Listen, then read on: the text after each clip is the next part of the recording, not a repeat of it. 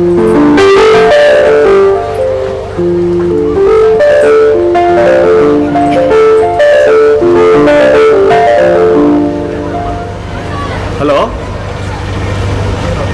దాసు,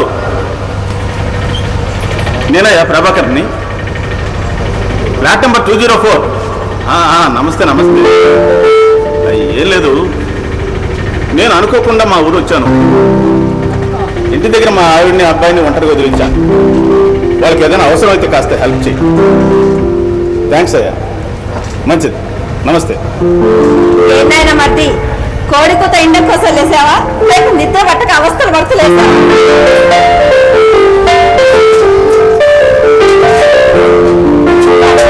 ఆటయ్యి 20 ఏళ్ళైందిగా, పల్లెటూరులో ఇబ్బందిగానే ఉన్నట్టుంది.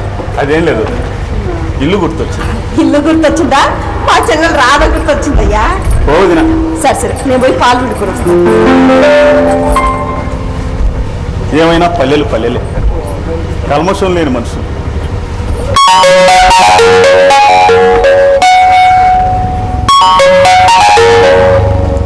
ఏంటి రాదా, అప్పుడే ఇచ్చేసావా? ఇంకా టైం 5 కూడా కాలేదు. అలాగే లేవే, చెప్పావుగా. చెప్పింది ఎన్నిసార్లు చెప్తావు? అట్లే నువ్వు చెప్పినట్టే చేస్తా.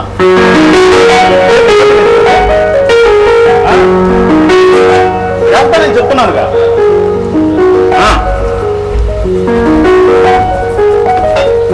అన్న నిన్ననగా పసుపు మార్కెట్కి వెళ్ళాడు, సాయంత్రానికి వచ్చేస్తాడు. నేను వచ్చేసరికి రాత్రి 12 దాటింది.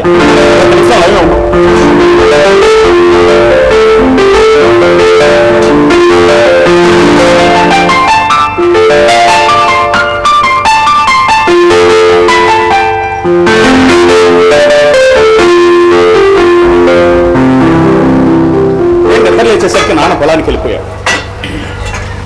ఇంకా సేపట్లో వచ్చేస్తాడు. ఇంకా ఎవరితో మాట్లాడటం అవ్వలేదే. నేనే నీకు ఫోన్ చేస్తాను, ప్లీజ్ పెట్టేవే ఫోను. నా మాట విని నేను చేస్తాను అంటున్నానుగా. సన్నాడా, నిద్రపట్లేదా? చోటు కొత్తదైంది అనుకుంటా. అదేం లేదు నాన్న, మన ఊరేనే కాదు, ఎక్కడికి వెళ్ళినా అంతే. ఎందుకనో? ఇంటి దగ్గర మీ కోడల్ని మనవాడిని ఒంటరిగా వదిలిచ్చారుగా, ఇంటి గురించి ఆలోచిస్తున్నాను. ఇల్లు ఆరికి వదిలేవు.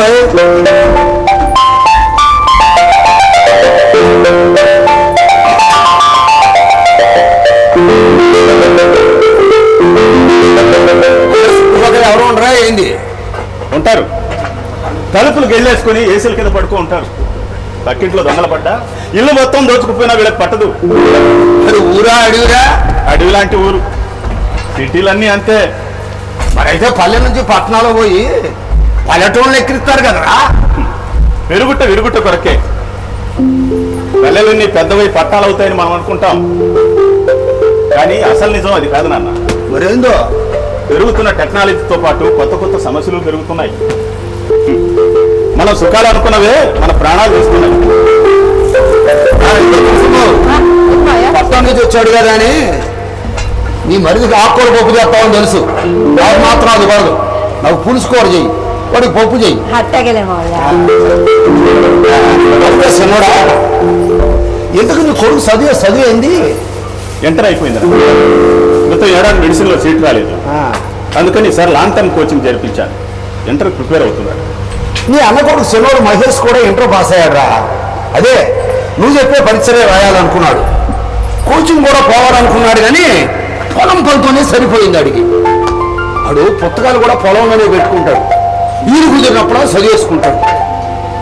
చివరికి వాడి భోజనం కూడా నేనే ఎవరి కొట్టుకెళ్తుంటాను. వాడు పొలం, చదువు. భారతంలో చెప్పుకుంటాం అడవుడు అర్జునుడు మాదిరి అనుకో. చిత్రం చెప్పనా, చిన్నోడికి చదువుతో పాటు పొలంతో కూడా సవాసం. కానీ పెద్దోడు రమేష్ వాళ్ళ నాయనతోనే శ్రీరాముడికి ఆంజనేయుళ్ళ, రాఘవగాడికి తోకనుకో. ఇంకా చెప్పాలంటే నీ అన్న లేకపోయినా మన పొలాలకు సంబంధించిన ఏ పనైనా ఒంటి చేత్తో నడిపించేయగలడు.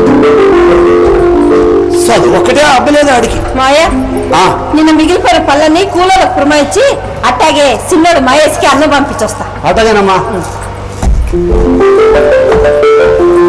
ఏ తులసమ్మావు, ఏం మాయా? మహేష్ వాడు కబురు పంపించు, పట్టు నుంచి వాడు బాబాయ్ వచ్చాడు. అట్టాగేలే. వదిన కబురు, నేను ఎలాగో ఊర్లోకి వెళ్ళి వీరారెడ్డి కలవాలి. ముందు మహేష్ని కలిసి. సరేనయ్యా, వస్తాను మాయా. అట్టగేనమ్మా.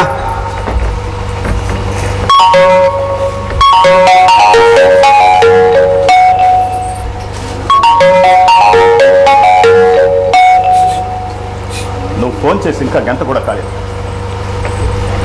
ఇంకా మాట్లాడటం అవ్వలేదు. నేనే ఫోన్ చేస్తానన్నానుగా, నువ్వు పెట్టే ఫోన్. నాన్న ఇప్పుడే పొలం నుంచి వచ్చాడు, పెట్టే ఫోన్.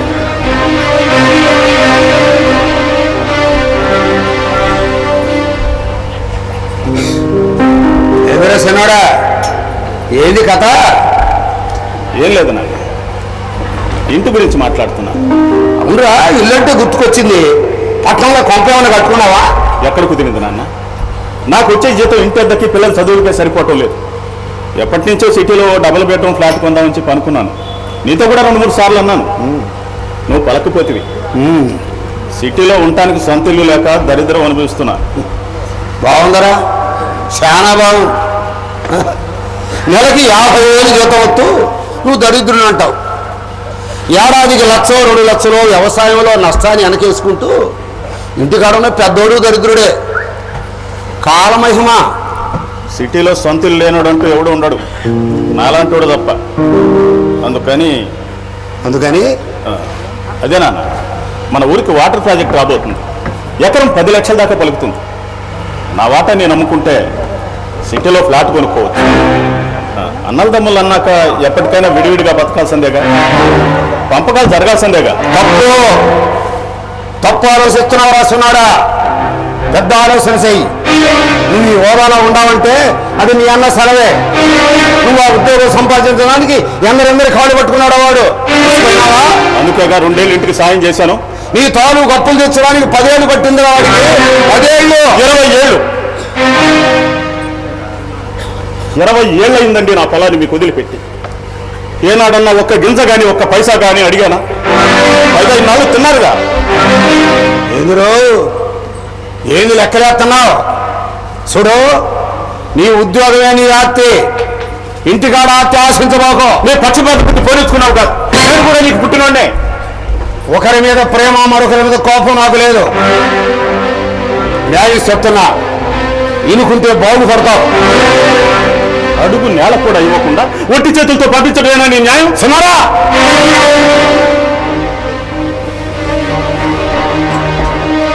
ఏంది మరిది ఇది? మార్కెట్ వెళ్ళి మీ అన్నొచ్చాక మాట్లాడుకుందాం. నువ్వు పోయి స్నానం చేసిరా, టిఫిన్ తిద్దు కానీ.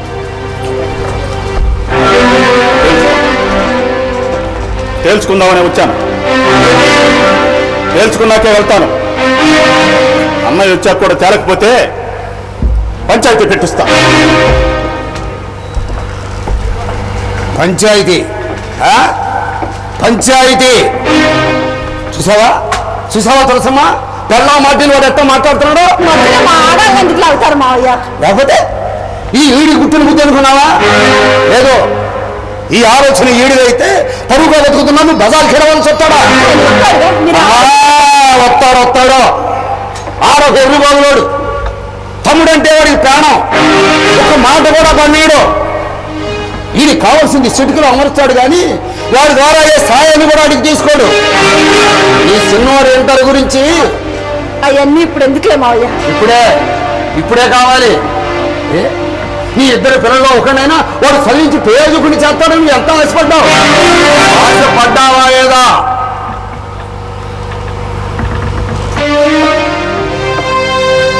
మా బతుకులు, మా పిల్లల బతుకులు ఇంతే అని సర్దుకుంటా. అవన్నీ ఇప్పుడు ఎందుకులే మావయ్య? ఇప్పుడే కావాలి. పిల్లలకు తెలియకుండా అన్నదమ్ములు సాయం చేసేవాళ్ళు ఎంతమంది లేరు. సంసారాన్ని ఆదుకోలేదు. పట్టణంలో ఉన్న చెల్లెల కుటుంబం కలిసి ఏనాడైనా చూశాడు వీడు. ఏదైనా పని చెప్తే అప్పుడు పోయేవాడు. ఈడంతటి ఈడు ఏనాడైనా చెల్లెల్ని ప్రేమ తప్పించుంటే ఏనాడు రైతు కూడా పెట్టలేదు. 2 బోర్లు పాడై మూడో ఓరుగా నీళ్లు పడలా పిచ్చి మరి పాదైపడినా పలకలేదు. తాతల నాటిల్లు 4 చిరుకులు పెడితే ఇల్లంతా లొడలోడా కారిపోతుందని గట్టికుంప కట్టుకుందామని ఆశగా అడిగితే ఏవేవో కబుర్లు చెప్పి మొండి చేయి చూపించాడు. బాధ్యతలు తీసుకోడు కానీ భాగాలు మాత్రం కావాలా. సొత్త వీడి పక్క ఏ పెద్ద మనిషి వస్తాడో అది సొత్త. పంచాయతీ అంటే పంచాయతీ, పంచాయతీ.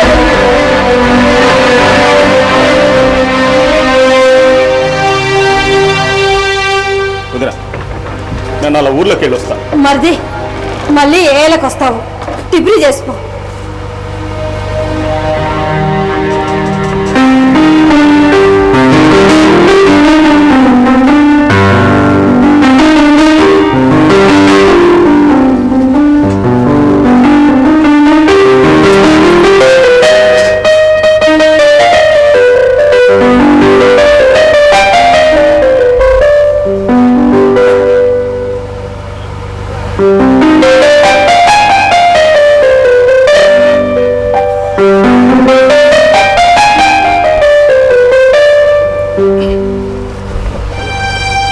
మరిది వదినా నాదో చిన్న కోరికయ్యా.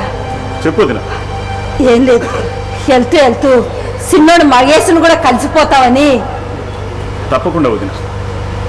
వదిన నేను ఆస్తి పంపకాలకు వచ్చానే కానీ బంధాలని తెంచుకోవటానికి కాదు. ఆ మాట చాలు. పెళ్ళిడికి వచ్చిన పెద్దోడేలాగూ పొలానికి చిన్నోడైనా బాగా చదివించి మంచి ఉద్యోగంలో చూడాలని కొంత ఆశగా ఉందయ్యా. తప్పకుండా వదిన. ఈ పంపకాలు గొడవేదో వదిలిపోతే నా దగ్గర 4 డబ్బులు ఉంటాయి. అప్పుడు మహేష్ని నాతో పాటు తీసుకెళ్ళి మా వాడితో కలిపి చదివిస్తాను వదిన. ఆడి భవిష్యత్తును కూడా పంపకాలతో ముడిపెట్టేశావయ్యా. అలా అని కాదు వదిన. నా అన్న కొడుకు నా కొడుకు కాదా? వాడి మీద నాకు ప్రేమ లేదా? ఎంత ప్రేమ ఉన్నా నా దగ్గర 4 డబ్బులు ఉండాలిగా. ఏదో నా ఆత్రం కొద్దీ అడిగాను. ఆడి భవిష్యత్తు తెలుసుకుంటేనే గుండె తరుక్కుపోతుందయ్యా. కోడి కొత్త కంటే ముందే లేసి పొలం పోతాడు.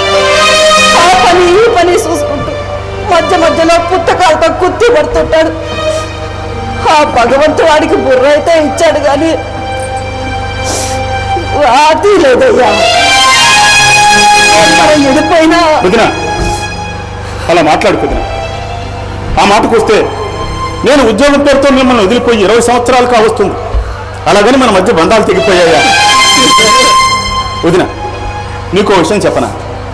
మనమంతా తెలుగు వాళ్ళం అయినా ఒక్క రాష్ట్రంలో ఉన్నామా? మీరిక్కడ నేనక్కడ. రాష్ట్ర విభజనకు ముందే ఎప్పుడో నేను అక్కడ ఉద్యోగం పేరుతో వెళ్ళిపోయాను. అలా అని మన మధ్య బంధాలు తెగిపోలేదు. పెద్ద పెద్ద మాటలు చెప్తున్నా, ఒక్క ముక్క అర్థమైతే ఒట్టు. నిజమే వదిన, నీకే కాదు ఎవరికి అర్థం కాలేదు. ఐ మీన్ ఈ 2 రాష్ట్రాల్లో ఉన్న తెలుగు వారికి అస్సలు అర్థం కాలేదు. అర్థమైనట్లు నటిస్తున్నారంతే. అయినా నువ్వు అన్నట్లు ఇది చాలా పెద్ద మాట. మనకెందుకులే వదిన. వదిన నేను విషయం మళ్ళీ చెప్తున్నా. మీరు కేవలం పంపకాలకు వచ్చారు, అంతేగాని బంధాలను తెంచుకోవటానికి రాదు. అది కూడా పట్టణంలో ఓ ఇల్లు కుందాలనే ఉద్దేశంతో వచ్చారు. దానికి మీరంతా ఏదో నేను శరీర భాగాలు అడుగుతున్నట్టు. తప్ప ఆలోచిస్తున్నా మరిది, తప్ప ఆలోచిస్తున్నా. నీకు చెప్పే అంత దాన్ని కాకపోయినా నాకు తోసి చెప్తాను. ఈయన పొలాన్ని పంచడం అంటే పొలంతో పెనవేసుకపోయిన శరీర భాగాన్ని పంచినట్టు ఆలోచించు.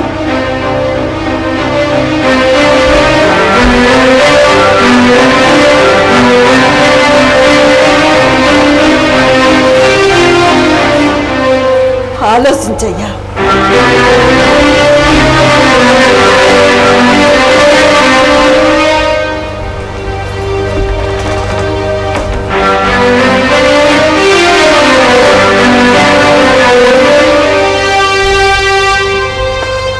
అవును, ఆలోచించాలి. వీళ్ళ భవిష్యత్తు భవిష్యత్తు గురించి ఆలోచిస్తే నా భవిష్యత్తు గురించి ఆలోచిస్తే వీళ్ళ భవిష్యత్తు రెండో కావాలి. అది జరగదు.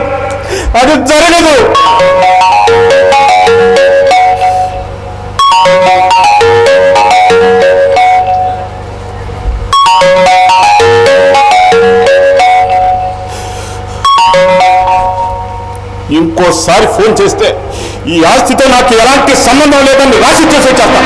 పెట్టే ఫోను.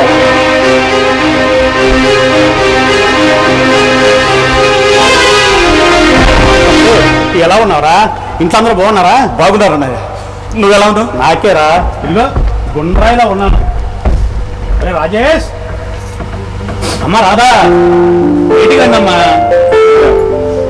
వాళ్ళని తీసుకురాలేదు. పోరా, నేను నీతో మాట్లాడను. అన్నయ్య ప్లీజ్ అలా మాట్లాడు. లేకపోతే ఏంట్రా, ఎప్పుడు నువ్వు ఒకరు వస్తావు, వాళ్ళు మాత్రం తీసుకురావు. ఈసారి తప్పకుండా తీసుకొస్తాను. చూడాలి ఆసంబడు. నువ్వు వచ్చేదే అమావాసానికో పౌర్ణానికో. మా బాగా చెప్పేవే. చెప్పరా, నీ వదిలి అడిగిన దానికి సమాధానం చెప్పు.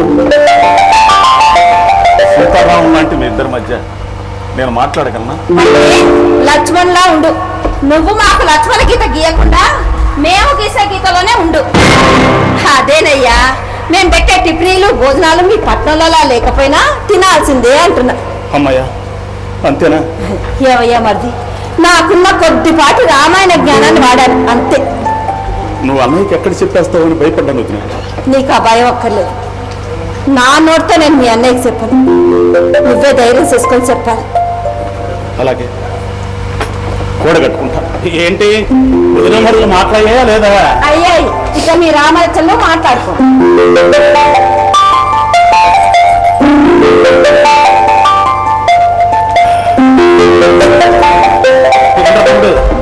ఏంటి సంగతులు? నువ్వే చెప్పాలన్నయ్య. అవునన్నయ్య, నేను అన్నంగా మార్కెట్కి వెళ్ళావు, ఎందుకంత లేట్ అయింది?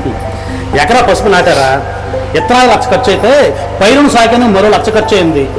కొమ్ములు తవ్వి రుద్ది ఉడకబోసి మార్కెట్ తీసుకెళ్లేసరికి మరో 1,00,000 ఖర్చు అయింది. ఇత్తనం ఎత్తేటప్పుడు మార్కెట్ 50,000 ఉంటే ఇప్పుడు 10,000కి దిగిపోయింది. ఎకరా మీద 2 లక్షల పైగా నష్టం వస్తుంది. ఇలా మిరప్పంట కూడా అట్టనే ఉంది. 25,000 నుంచి 5,000 పడిపోయింది. చాలా ఆశ్చర్యంగా ఉంది అన్నయ్య. అన్నయ్య, నాకు అర్థం కాని విషయం ఒకటే, ఈ సంవత్సరం పసుపొడి ప్యాకెట్ మీద కానీ కారపొడి ప్యాకెట్ మీద కానీ కనీసం ₹1 కూడా తగ్గలేదు. ఇందులో నువ్వు అనుకున్నంత చిత్రం ఎదురా మామూలే. ఇటు పండించే రైతు, అటు కొనే వినియోగదారుడు నట్టపోవడం తప్ప మధ్యలో ఉన్న ఈ మార్కెట్ ఎప్పుడు నట్టపోదు. ఇటు రైతుని అటు వినియోగదారుని శాసించడమే దాని మరింత అన్యాయం. గట్టిగా అనుకో, ఎవరు వింటే నన్ను అన్న మాట నిన్ను అంటారు. అదేరా ఎర్రి బాగుంది. వ్యాపారంలో నష్టం వచ్చే సూచనలు కనిపించినా అచ్చి రాకపోయినా వెంటనే వ్యాపారాన్ని మార్చేస్తారు, లేదా కిటుకులు పథకాలు ప్రవేశపెట్టి ఉన్న వ్యాపారాన్ని పెంచుకుంటారు. కానీ నష్టం వస్తుందని తెలిసిన ఎదురొచ్చే వరదకు ఎదురెళ్ళి మరీ ఆప్యాయంగా కౌగులించుకునేవాడేరా రైతంటే. రైతాంగంలో కిటుకులు ఉండవు, పథకాలు ఉండవు. ఆ కిటుకులే ఉంటే కావలసిన టైంకు వాహనం కురిపించవచ్చు. ఆ పథకాలే ఉంటే కావలసిన ధరకే పండిన పంటను కూర్చొని అమ్ముకోవచ్చు. ఇక్కడ ఏం లేవు, కష్టం మాత్రమే ఉంటుంది, ప్రతిఫలం ఆశించకూడదు.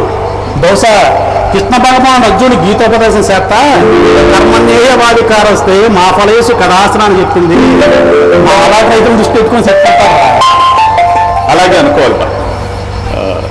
అవునన్నయ్య, నిన్న రమేష్ కూడా నీతో పాటు వచ్చేట్టుగా.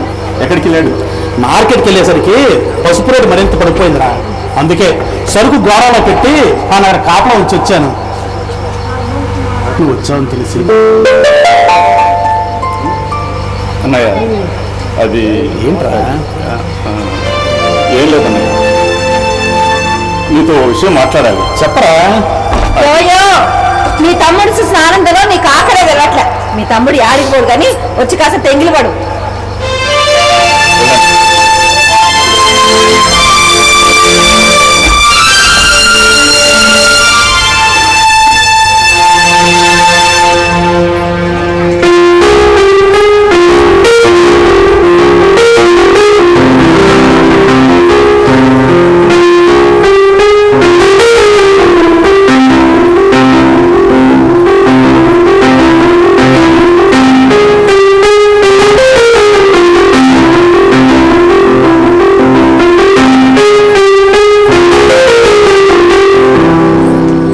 వీరారెడ్డి, ఎక్కడున్నావు? అక్కడే ఉండు, నేను వస్తున్నా.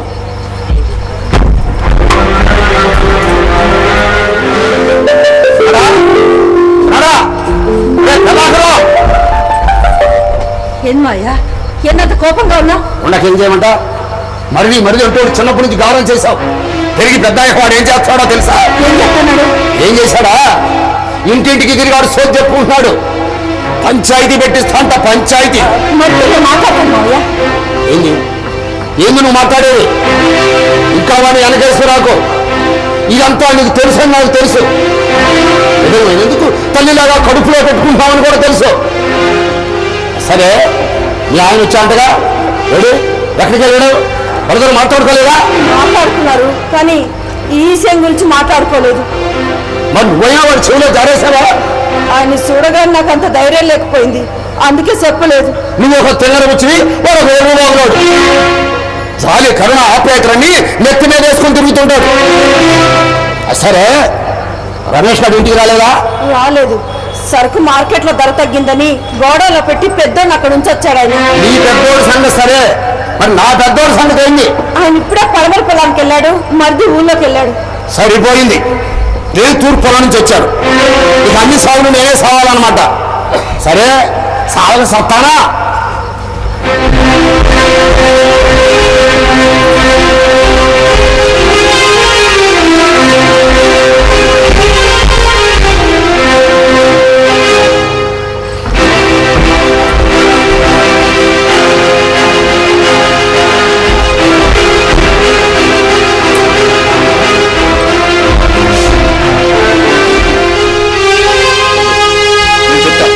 నేను ఫోన్ చేసిన తర్వాత బయలుదేరాను. మరిది పంచాయతీ కోసం ఊళ్ళో అందరింటికి వెళ్ళామంట కదా. సరే సరే, ఇదిగో మీ నాయన నీ మీద కారాల మీద కొడుతాడు. కథ నిదానంగా మాట్లాడు. కోపడవా, నేను చెప్పిన మాటనయ్యా. తులసమ్మా, నువ్వు లోపలికి పద. లోపలికి పద.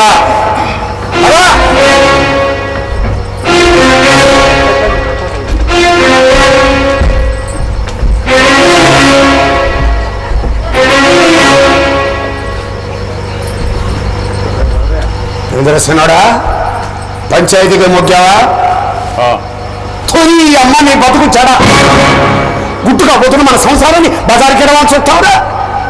నీ అన్న వదిన చూడరా, ఈ ఇంటి కోసం కరిగి నీరైపోయారు. నీ జోడికి నీ పిల్లల జోడికి రాకుండా వాళ్ళ పిల్లలిద్దరినీ వ్యవసాయానికి అంకితం చేశారా?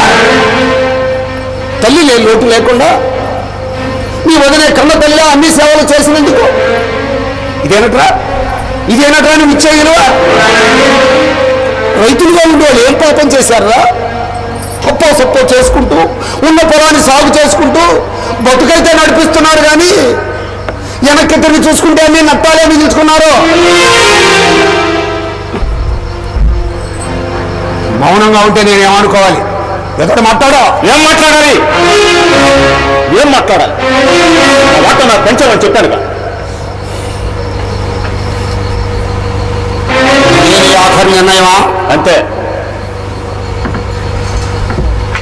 సరే, నాకు సాయం చేస్తావా? చెప్పండి. పంపకాలు కూడా ఏదో గుట్టుగా మన ఇంట్లో మనమే తెలుసుకున్నాం. ఎవరికి అన్యాయం జరగకుండా పంపకాలు చేసే బాధ్యత నాది. ముందు నువ్వు వెళ్ళి పంచాయతీకి రమ్మని చెప్పిన వాళ్ళందరినీ రావద్దని చెప్పిరా.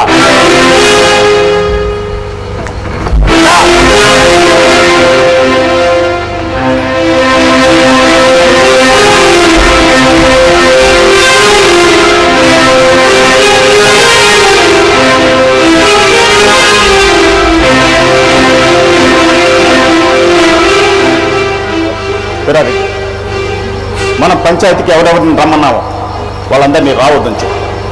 నేను మళ్ళీ నీతో ఎన్ని విషయాలు మాట్లాడతాను. ముందు చెప్పింది చెయ్యి.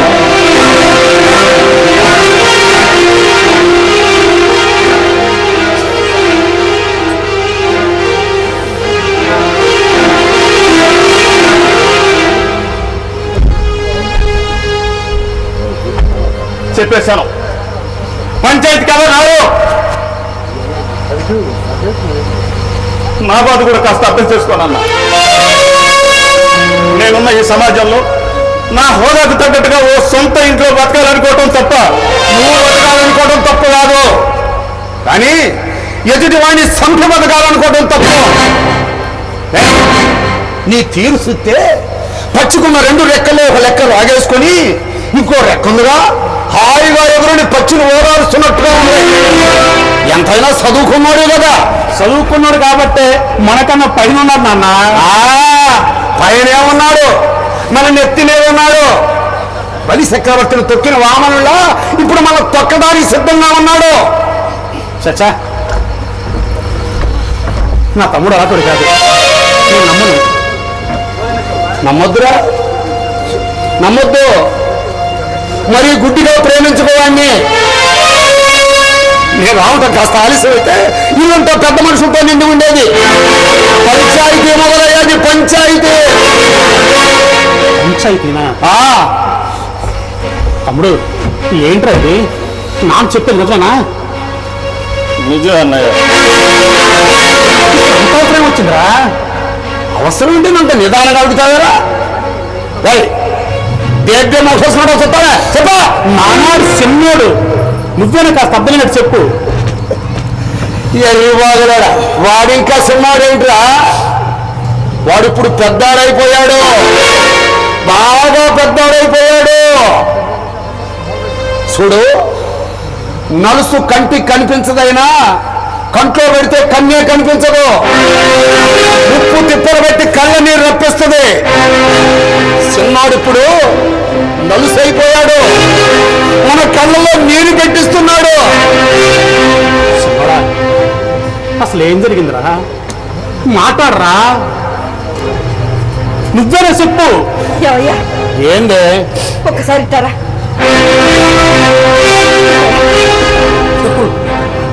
అది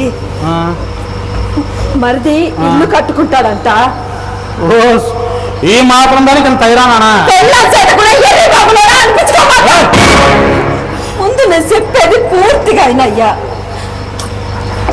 పట్టణంలో నామూసిగా ఉందట, ఇల్లు కట్టుకుంటాడట. అందుకని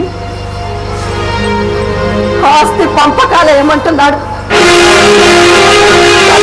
మనకి ఇచ్చేయమంటున్నాడు.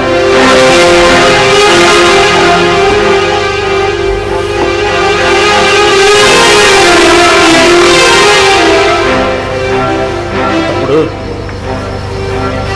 వదిలి చెప్పింది నిజమేనా? నిజమేనన్నయ్య. మరి ఆ మాట నాకే చెప్పొచ్చు కదరా. నీకు చెప్తే ఎర్రి బాబులోని కదా, చెప్పితే ఏమనుకుంటాను చెప్పలేదు. అలా మాట్లాడుకన్నయ్య. అయినా నువ్వు గౌరవరా? నా తమ్ముడివి, నీకు ఆస్తులు వాటా లేకుండా ఎట్టపోతుందిరా. అయినా నీ సొమ్ముతుని నేను అరిగించుకుంటాను రా.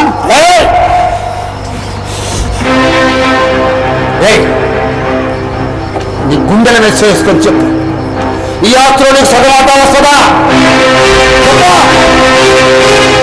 ఈ నాన్న ఆడు కూడా నీకే పుట్టాడుగా. నువ్వు నోర్మోయ్. సరేరా, 20 ఏళ్ళు ఆస్తిని వాడు అనుభవించాడని నువ్వు అన్నావు కాబట్టి ఈ రోజు నుండి 20 ఏళ్ళు ఈ ఆస్తిని నువ్వే అనుభవించు.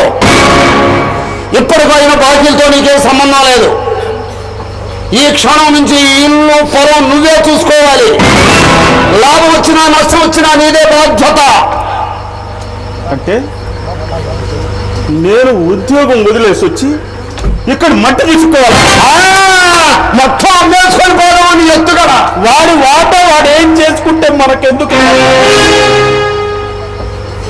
ఏం చేసుకుంటే మనకెందుకు?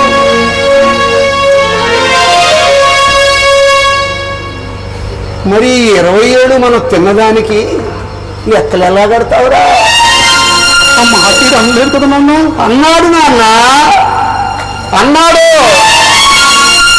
20 ఏళ్ళైంది నా పొలాన్ని మీకు వదిలిపెట్టి, ఏనాడైనా ఒక్క పైసా కానీ కింద కానీ ఆశించానా? ఏళ్ళు తిన్నారు అని అడిగారా ఈ ధర్మ ప్రేమ. ఇప్పుడు మాట్లాడు, ఇప్పుడు మాట్లాడరా.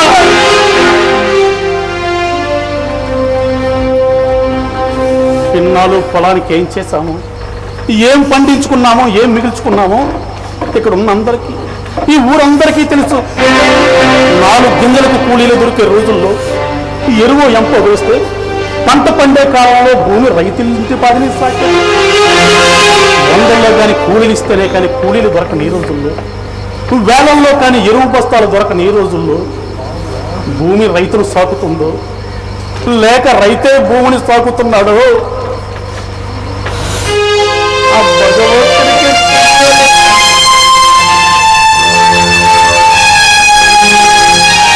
ఇన్నాళ్ళు పొలానికి కాయలుండలేక సచ్చాం. గట్లు చెడిపోకుండా, వానకు నేల కోత పడకుండా, గరిక బలవకుండా, తుంగ బలవకుండా, నేల సౌడు పారకుండా కాపలా కాసి కాసి ఓపిక చచ్చిపోయింది. ఇంట్లోకి వచ్చి గింజ పాడవుతుందేమో అని బెంగ, ఇంటి కాడుంటే కరెంట్ వచ్చిందేమో అని మోటార్ బెంగ, మోటార్ కాడుంటే కళ్ళల్లో గొడ్లు జరబడ్డాయేమో అని బెంగ, కళ్ళ కాడుంటే గొడ్లకి మేత నీళ్లు ఉన్నాయో లేదో అని బెంగ. రైతు బతుకంతా బెంగే కదయ్యా. సాకిరి చేసి చేసి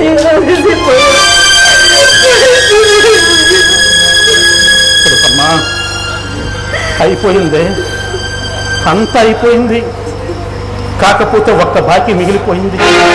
అవును, తమ్ముని బాకీ తీర్చాలా, ఎట్టైనా తీర్చాలా. ఏందయ్యా పొలాన్ని కౌలుకు తీసుకుంటే ఏడాది కింద ఒప్పందం చేసుకుంటా. అక్కడే 20 ఏళ్ళు నా తమ్ముడు పొలానికి నేను కౌలు కట్టి తీరాల్సిందే. అన్నయ్య, నేను నిజంగా ఉద్దేశంతో అనలేదు. ఎన్ని బాగులేని కావచ్చును కానీ మాట పడేటోటి కాదురా. ఈరోజు నువ్వన్నావు, రేపు మీ ఆవిడ అనొచ్చు, తర్వాత నీ పిల్లలు అనొచ్చు, తర్వాత ఈ ఊరే అనొచ్చు. కాబట్టి నీ కౌలు కట్టి తీరాల్సిందే. ఏందయ్యా నువ్వు అనేది? కట్టడానికి మన కాడ ఏముంది? ఉంది ఏముంది? పరిహారం. పరిహారమే. 20 ఏళ్ళు నా తమ్ముడికి జరిగిందంటున్న నష్టానికి పరిహారంగా ఏమిస్తారయ్యా చెప్పయ్యా, పరిహారంగా ఏమిస్తావు? 20 ఏళ్ళు లెక్క కట్టి డబ్బు ఈడి ముఖాన్ని కొడతావా? ఇన్నేళ్ళు లాభం అన్నమాటే మర్చి నట్టాన్ని నెత్తి మీద వేసుకొని తిరుగుతున్నావు. భూమికి ఇరువ లేని రోజుల్లో ఎవడో మాట్లాడు ఇది నా భూమి అని. అదే భూమికి ఒక్కసారిగా ఇరువు పెరిగిపోయేసరికి ఇరువును మర్చిపోయి ప్రతివాడు తయారవుతాడు ఇది నా భూమి అని. భూమిని పెంచుకోవాలి కానీ పంచుకోకూడదు, అమ్ముకోకూడదు. చిన్నడా, అప్పులు అయ్యాను, అవసరానికి డబ్బులు చాటలేదను ఇలాగా ప్రతి రైతు అనుకొని ఈ భూమిని అమ్ముకుంటూ పోతే ఈ రోజు వ్యవసాయం చేయడానికి అసలు భూమి ఉండేదే కాదు.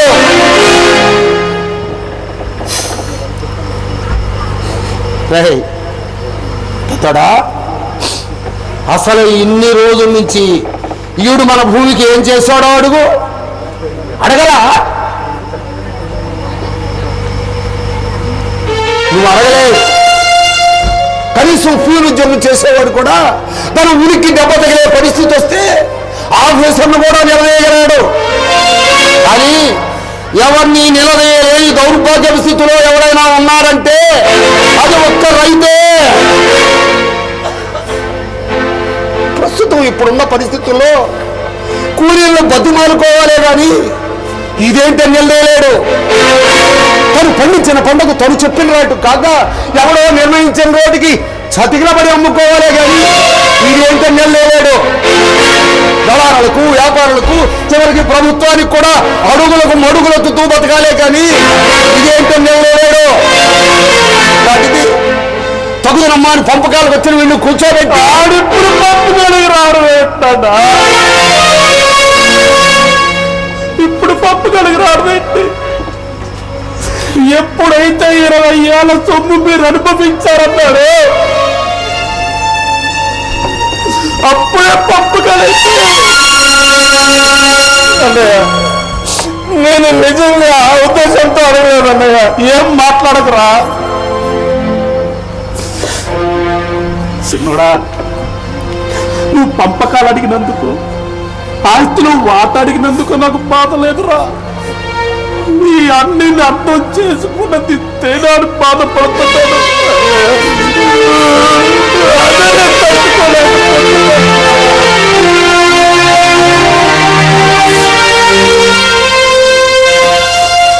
అయినా నువ్వు అడగాలే కానీ పంపకాలేట్రా. ఈ ఆస్తి మొత్తం నీకు ఇచ్చేస్తాను. నీ తర్వాత నాకెవరైనా కాబట్టి పంపకాలు లేవు, పంచాయతీలు లేవు. ఈ ఆస్తి మొత్తం ఈ ఇంటితో సహా నీకు ఇచ్చేస్తున్నాను. ఈ క్షణమే కట్టు బట్టతో భార్య బిడ్డలతో బయటికి పోతున్నాను. తులసమ్మా,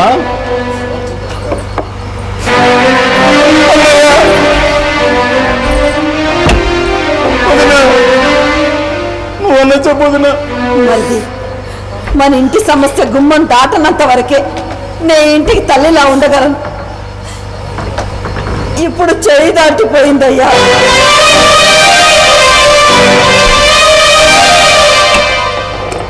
రాముడు వెనుక సీత బతికే నాది. కాకపోతే నువ్వే లక్ష్మణుడి కాలేకపోయావు.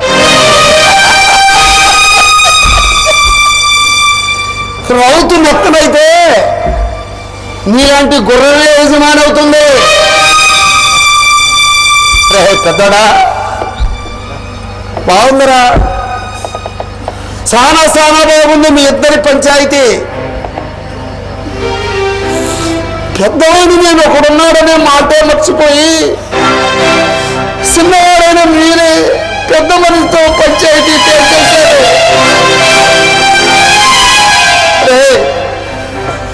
పన్నులు భూమి వ్యవసాయానికి పనికిరాదన్నట్టుగా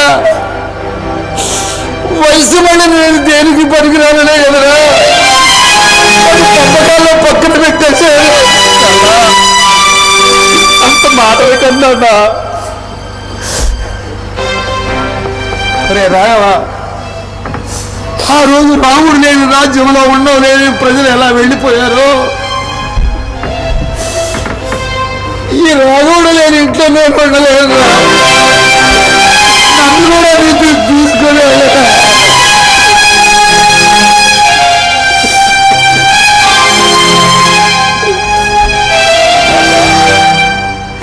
మిమ్మల్ని వదులుకోనేంత దుర్మార్గుని కాదు నాన్న. ఇంటి పెద్ద కొడుకు నిన్ను చూసుకునే బాధ్యత నాది. ఇంటిని వదులుకోవడం అంటే నా ప్రాణాన్ని వదులుకున్నట్టే నాన్న.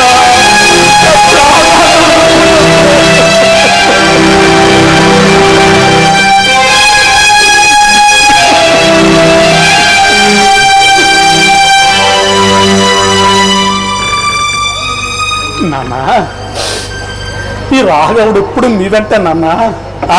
మీ వెంటే పదండి నాన్న.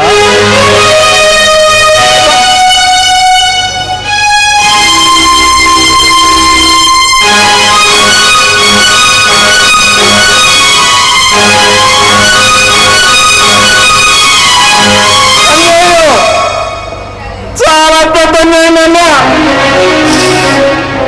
చిన్నవాళ్ళు తప్పు చేస్తే సరిదిద్దాల్సిన పెద్దవాళ్ళు ఆ తప్పు చేసిన వాళ్ళు ఒంటరిగా చేసి వెళ్ళిపోతూ ఉన్నారు. అమ్మా, పిల్లలు తప్పు చేస్తే నయానో భయానో సరిదిద్దాల్సిన బాధ్యత నీకు లేదా? నా అనుకున్న వాళ్ళు ఏమైనా పర్వాలేదు, నేను నా కుటుంబం బాగుంటే చాలు అనుకునే నా భార్య మాటలు విని తప్పు చేయబోయా. పంపకాల కోసం వస్తే బంధాలతో కూడిన ఆత్మీయతలు తెగిపోతాయి. వద్దు, నేను లేని నీ పంపకాలు నాకొద్దు.